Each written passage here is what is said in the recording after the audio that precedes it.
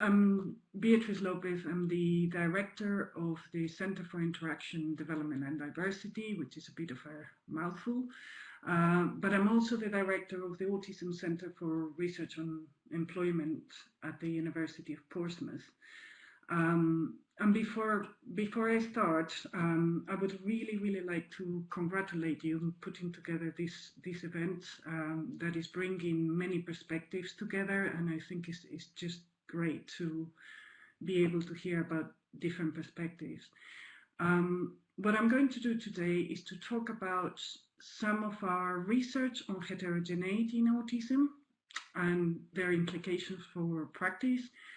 And I'm also going to talk about some of our research projects that are aiming to improve the experience of university autistic students, but also their employment opportunities. So I will kind of do a whistle-stop kind of tour.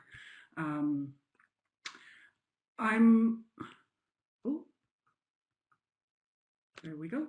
I'm not going to talk too much about the statistics, as Mark has just gone over them. But as you can see here, there has been a dramatic increase over the last decade in the number of autistic students at the university. There's 15 times more students now than there was a decade ago. And this is probably not the full picture, because research is showing that about a third do not declare their autism. So this, in my view, is very good news. And it's very good news because I think it reflects that more is being done to support autistic children to get to university. And it's good news as well because research shows that they really have a lot of academic strengths. They really do enjoy academic work, and university seems to be presents challenges that gives them the opportunity to grow and learn. So altogether, I think this is really good news.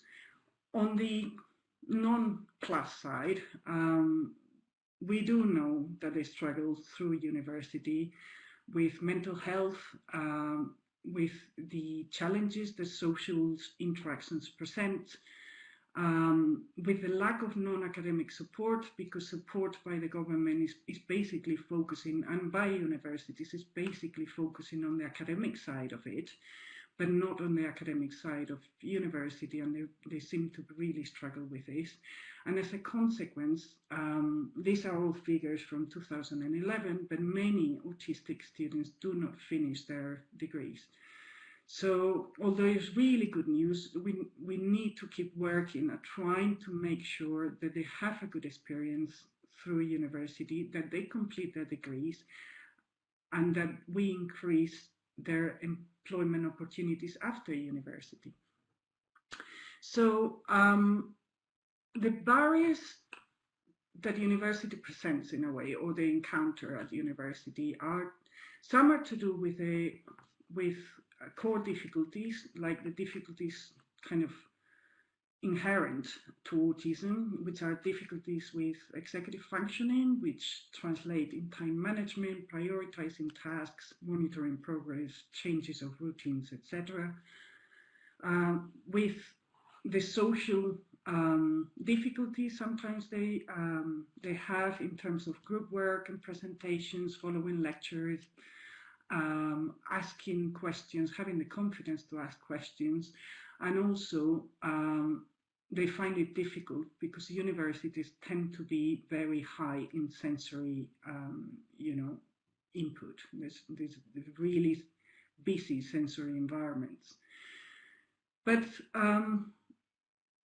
so this is one side of the difficulties they face at university, but at the Center of Interaction, Development and Diversity, we take an approach of trying to understand any issue from a wider lens that includes not just the person, but the context of the person.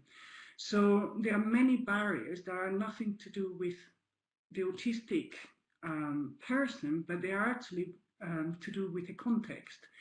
And these are, as many people have said today, more to do with lack of awareness of understanding of tutors, career advisors, other students, issues around disclosure, the fear of disclosure because then they are labeled and people have a lot of stereotypes about autism. And there are issues as well with lack of interventions and lack of support. So in terms of lack of support tends to be, as I was saying earlier, there's not much support, or it's quite random, and it depends on the university regarding non-academic support. But also, I'm not entirely sure how much is done to kind of support them in developing self-advocacy skills so they can communicate to others rather than having to have a mentor, actually empowering them to communicate to others what is their autism like and what how it impacts on their everyday life. So these are kind of barriers, and I think there has been put a lot of effort in trying to overcome these barriers.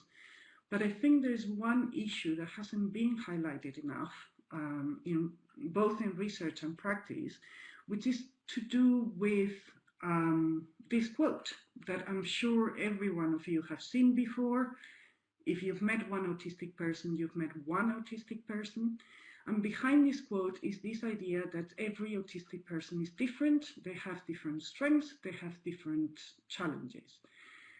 But actually, when you look as a researcher, one of the things that has puzzled me over the last few years is that there's not much research on heterogeneity in autism, on variability within the autism spectrum. And this is mainly because most of research makes group comparisons between autistic people and non-autistic people, and then they make conclusions regarding autism. So for instance, if they study, I don't know, a theory of mind, let's say, they present theory of mind tasks to autistic people and non-autistic people, and then they take the average of scores and compare them between the autistic group and the non-autistic group. And they come up with there are significant differences between the two groups. But actually, that methodology doesn't allow us to understand heterogeneity and variation in autism. So for the last few years, I've been doing research on actually how is this heterogeneity, how can it help us to understand more about autism, and or at least to try to provide evidence of which maybe there are abilities where there's a lot of heterogeneity in autism and some are not so heterogeneous. So let me give you one example from my research that is to do with auditory thresholds. And in this, before I explain kind of this study, I thought I'd better introduce the concept of variability in research. Basically, the idea here is that there are some abilities that are very widely spread in the population, like IQ, for instance.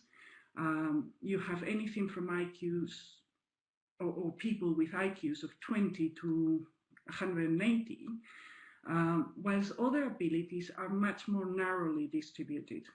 A good example would be the capacity of short-term memory, which kind of ranges pretty much between 5 and 10 at the most, unless there is a serious brain injury or exceptional abilities. Most people are within, to be honest, is within 7 to 9, okay, items that they can hold in short-term memory. So variability, when we are talking about abilities in research, variability is measured with something called the standard deviation, which is how much people differ from the mean for the population. So as I said, we did a study looking at auditory thresholds in autistic adults. And in this study, I think the sample was about 20 or 22 or something like that. And the reason why we did that study is because most of what we know about autism comes from children's studies. And children's studies show that auditory thresholds, so your ability to detect a sound, are enhanced in children. So they have a better ability to detect a sound than non-autistic children. And that is quite a robust finding. However,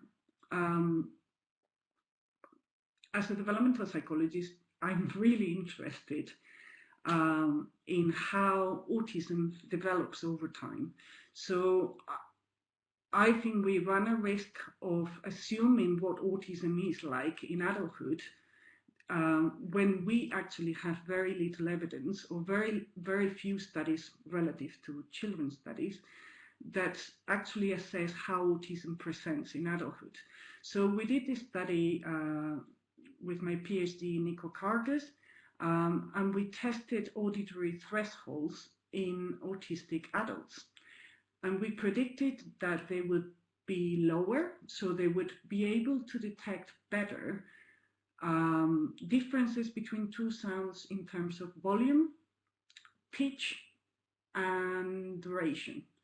So basically, we presented two sounds, like two beeps, that differed in either the length, so beep and beep, or the pitch, beep and beep, or the volume, beep and beep. Sorry, that sounds a bit ridiculous, but that's what it was. So anyway, we presented this to autistic adults and non-autistic adults. And surprisingly, what we found is that autistic adults as a whole had higher thresholds than non-autistic adults. So that was the first surprise finding, that not only they are not hypersensitive, they are actually hyposensitive, significantly hyposensitive. So their ability to distinguish between two sounds in terms of the volume and their pitch was actually worse than for non-autistic samples. For duration, although there seems to be a difference there, this difference wasn't significantly significant.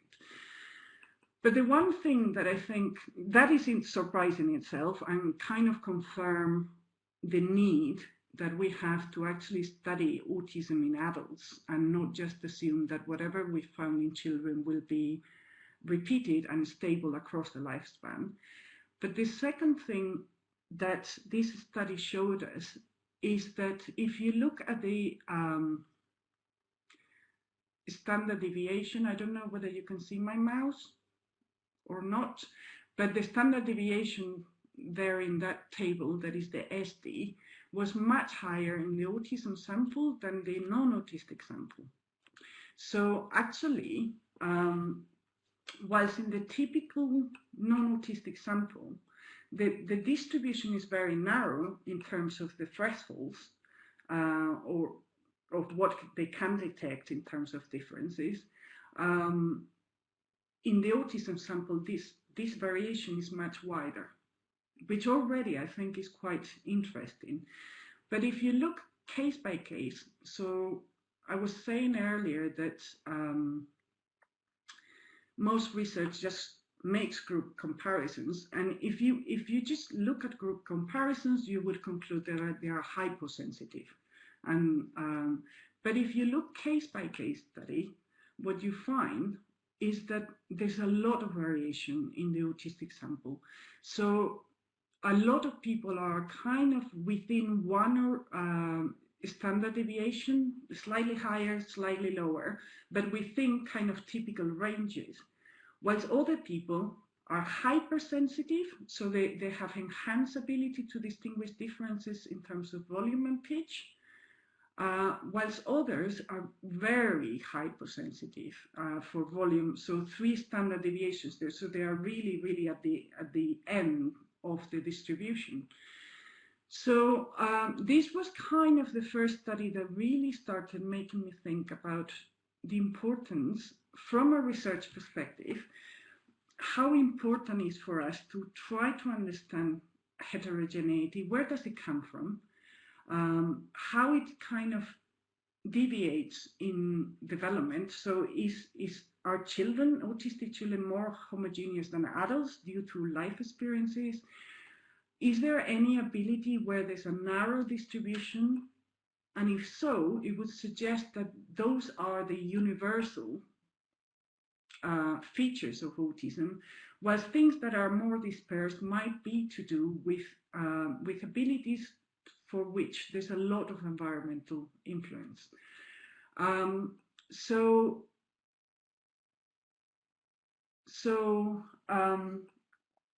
That was the first time I thought about it, and since then I've done another two studies looking at heterogeneity. This is one of them that hasn't been published, but this is an analysis, and I'm only presenting here 4 people from the Auditory threshold study. So here is a graph of the first 4 people we tested, autistic people. I could put, all the 20 of them, but then it would get messy. And I think these 4 first people we tested actually gives you a flavor that is not only that there's a lot of individual differences in autism, but even with the same person, there's variability. So the first person we tested, for instance, was hypersensitive to sound, hypersensitive to frequency, and within a typical range for duration. I've just realized that graph in Spanish, apologies for that. Was the second person the third person very, very hypersensitive to volume, but again within the normal range for duration. So even within a beep, it's not that you can classify autistic people as hypersensitive or hyposensitive as a group. You cannot even do it at an individual level. You cannot say, I don't know, that John is hypersensitive to sound. Their sensitivities actually vary, like in this case, across auditory parameters. So their perception of the sound is going to be very, very different. Yeah, because something might sound really, really loud, but if they cannot detect the pitch, and pitch is especially important in understanding meaning, because pitch is kind of intonation. Let me think of an example. It's not the same to say, now that is surprising, as now that is surprising. You're changing the tone and the pitch on to stress what is important in the sentence. And if this person is very hypersensitive to volume, if the whole sentence is said very loud, that will create problems in itself, but then they won't be able to pick up on the intonation of it and understand the meaning behind the actual words. So this is just one example, as I said, of the research we do. Another thing we have done is actually simulations. I'm not sure whether it's worth me going into that, but actually we have taken studies that published studies of many different abilities on autism. We've looked at brain functioning, we've looked at eye tracking, we've looked at a theory of mind and a whole range of other tasks. And one of the things that come up is that actually, although as a group, you find differences in brain processing, brain activation between autistic and non-autistic samples, actually those differences are very small. And I don't know whether you can see it here in the first graph, that the autistic sample and the non-autistic sample actually overlap a lot. For eye tracking, they overlap a bit less. For theory of mind, even less.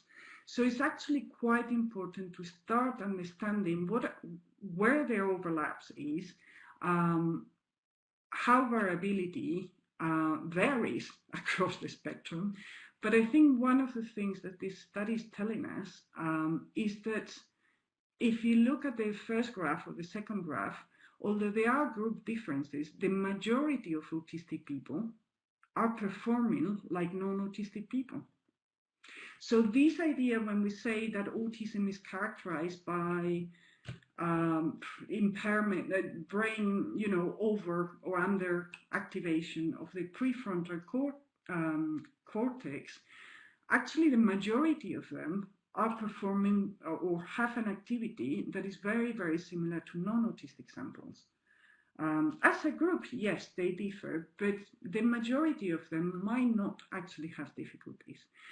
And sorry for getting a bit too technical with this, but I think it's important that we really start taking heterogeneity seriously, and we start doing systematic research into what is heterogeneous, what is not heterogeneous, what actually means when we find a group, a significant group difference. We cannot expect for the majority of autistic people to have difficulties with a given task, because, okay, as a group they might do, but there is a lot of people within the group that have no difficulties. And what this kind of translates in practical terms, and I will stop now talking stats and weird stuff, is that we cannot really, and I know this might sound a bit controversial, but I'm not sure we should or can provide a standard support for autistic people and autistic university students. I'm not even sure we can provide standard autism awareness training, because, as I said, when you're talking that autistic people have sensory sensitivities, some do, some actually don't. Some are kind of performing within typical ranges. And also, whatever adjustments you make for this population cannot be standard either. So I think for me, all these kind of, what we knew that they are all different, but together with the confirmation from research that they are different, and they are very, very different, and sometimes not that different from non-autistic samples. For me, what basically that means is we really need to make efforts to allow individual kind of person-tailored support that is not costly and that is kind of efficient. So after doing all this research, or was doing all this research, I kind of partner with the 4 Hampshire local authorities, and we put a bid to the Department of Health, the Innovation Fund, to develop a standardized assessment of profiles for autistic people at work. So the idea here was to develop something that allows to quickly kind of measure individual profiles of autistic people, so we could provide person-centered and person-tailored support for employers. So this was part of a larger project looking at employment, autistic, it was an employment program, and what we did was develop a standardized way of measuring individual difference. And with the profiles we kind of made of the person, then we went to the employer and told them, forget this person is autistic. And I said, forget this person is autistic, because that triggers loads of stereotypes. But this is your employee, and these are the things they're really good at. These are the things that are not so good at, and you might want to do something about it. So that employment program was developed not so much to support autistic people, but to support employers to support their autistic employees. So we developed these profiling assessment tools, and since then we have different versions. We have developed with different funding, different versions. And we now have an employability profile service, which is very much about identifying employability skills, career preferences, and so on. We have a cognitive profiling service, which is very much about finding the cognitive profile of the person and the report comes with recommendations to the employer based on that individual profile. We have a full profile that combines both employability and cognitive profiling. And we've also developed a student profile. And the student profile, which is, I guess, the one relevant here, was developed specifically for university students. And unlike the profiling that we provide for employers, for students, one of the things that keeps coming up is this lack of self-advocacy kind of interventions. I don't like the word interventions, but support and training. So in the student profiling, rather than telling the university you have to do this, or the academic or the tutor or whoever, the recommendations are for the autistic student to either seek support, develop coping strategies for it, or to communicate their needs to others. And the reason why we're doing this is first because universities cannot there's a lot of adjustments that cannot be made for autistic students. They cannot change the lecture theatre and the light they have on it maybe. But although they cannot change that, the idea is that if we kind of try to promote self-advocacy, try to tell them how to talk to their tutor or to other students in the halls of residence, to how to explain what the sensory issues are and how it impacts on them, then by the time they leave university, they have developed the self-advocacy skills, so they can actually tell the employer what their adjustments need. So the idea is for them to become independent in the support, in the seeking support later on, once they are in employment. So the student profiling measures employability skills, so identify strengths and training needs as well. We've removed from the student profiling the career preferences section of the profiling, because we were worried that if you suggest to someone you should be going for an engineering career and they are in a law degree, it might be confusing for them. And we also assume they've chosen a degree that they wanted to do. So that part we've removed, and we just measure employability skills. So they have 3 years basically to develop whatever skills they are not so confident about.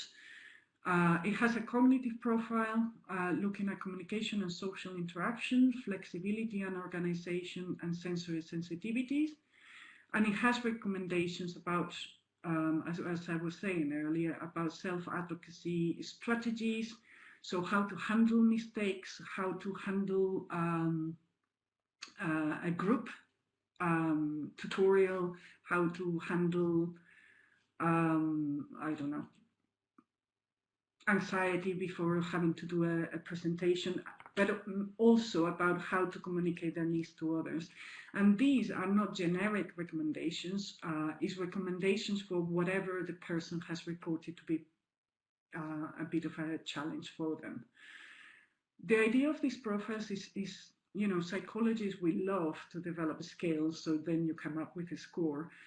Here we don't have scores. The idea here is to actually gather detailed information. So there's a lot of tick boxes, but there's a lot of open boxes as well. And the idea, as I said, is to have a report that will help the student kind of know how to deal with a lot of the everyday difficulties they find at the university. In terms of employers or the employer, profiling is more about giving a starting point to develop more in-depth conversations. So this profiling is not meant to be the most comprehensive evaluation in the world, but it already highlights areas that might be problematic, areas where there are strengths and talents. So whoever is mentoring and supporting the person can very quickly, at a glance, see where they need to focus on their assessments and their conversations. So this is one of the things we've been working on. The other thing we are working on is there's this issue around lack of awareness and understanding of academic tutors, other students, and so on. And one of the things, again, and this I know is going to be slightly controversial, is that a lot of autism, there's loads and loads and loads of autism training, a lot of money has been invested in autism training, but there's hardly any research evaluating its effectiveness. And when there is research looking at effectiveness, they do pre and post evaluations. So we did a training and it worked. People had a lot more knowledge by the end of the training. But we don't know what precise aspects of the training are actually working and which are neither working, not working, or which are actually hindering. And I think one of the issues that sometimes people don't think enough, or certainly, and when I say people, I include myself there. Sometimes, I don't know, I think we are not reflective enough in what are we trying to do with this autism awareness training. Are we trying to just simply raise awareness of autism? Are we trying to change attitudes, or are we trying to increase knowledge? And what factors are effective in increasing knowledge, increasing awareness, or changing attitudes? What helps improving relations between autistic students and non-students? And actually, does increased knowledge change attitudes? Because you might, give a lot of information about autism, but the person might still have very negative attitudes towards an autistic person. And in fact, I should have included it in the slides, we've just published a study with, I don't know, I think it was almost 400 people. And we found that actually autism knowledge doesn't correlate a lot with autism attitudes or attitudes towards autism. So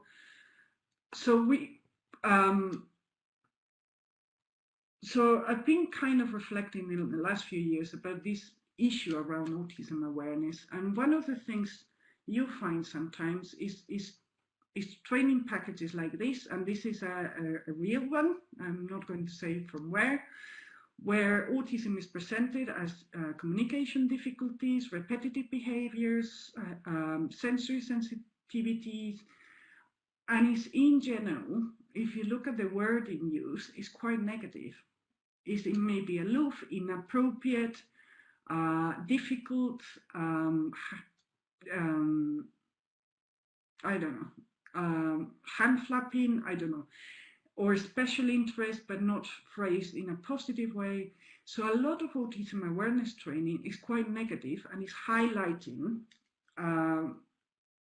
the negative, let's say, aspects of autism, or is describing autism in a quite a pathological way in terms of impairments and so on. That trend has been changed in the last few years, and Mark was saying how many people are highlighting the positives of autism, like attention to detail, deep focus, good observational skills, a methodological approach, and so on. The problem with this new approach is much better than presenting autism in a negative way, but at the same time is raising expectations. And research is starting to come out where autistic people are reporting very low self-esteem and lack of confidence because people expect from them to be geniuses, because people expect from them to be very good at IT, very good at maths, very good at spotting detail, and some are not because of this variability. And that actually, the fact that they are not, so it's kind of a double whammy here. They are not meeting the standards for non-autistic people, but they are not meeting the standards of what is meant to be the autism, prototype or stereotype, either in terms of the positive attitudes. So, the more I think about this, the more I'm thinking we have to be careful in thinking that knowledge, that focusing training on knowledge. Oh, sorry, I'm so behind. I just realized the time, sorry.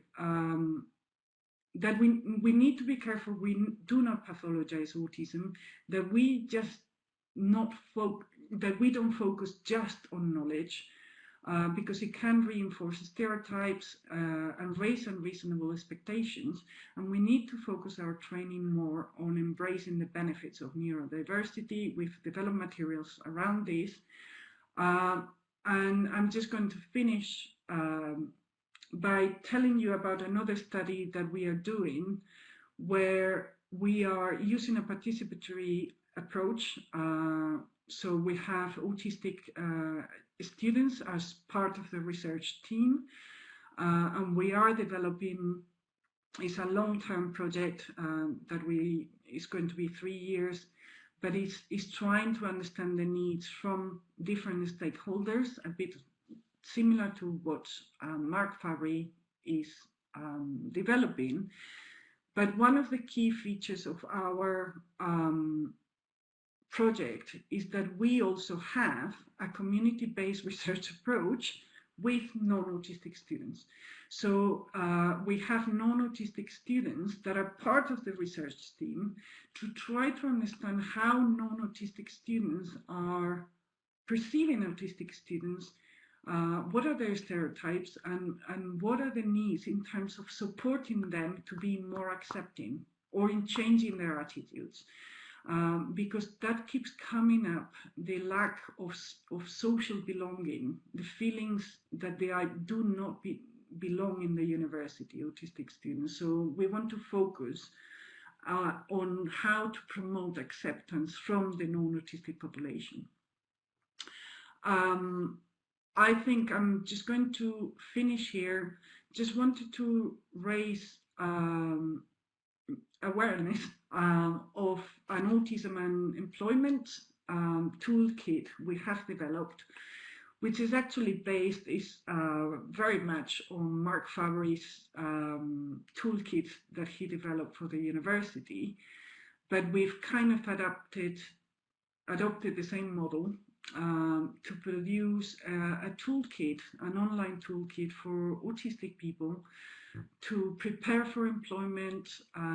We have a lot of information on how to prepare for employment, how to stay at work, because that is a big issue, if they want to go to university to get further qualifications, what they need to know about, and so on. And that's where the profiling assessment services are based.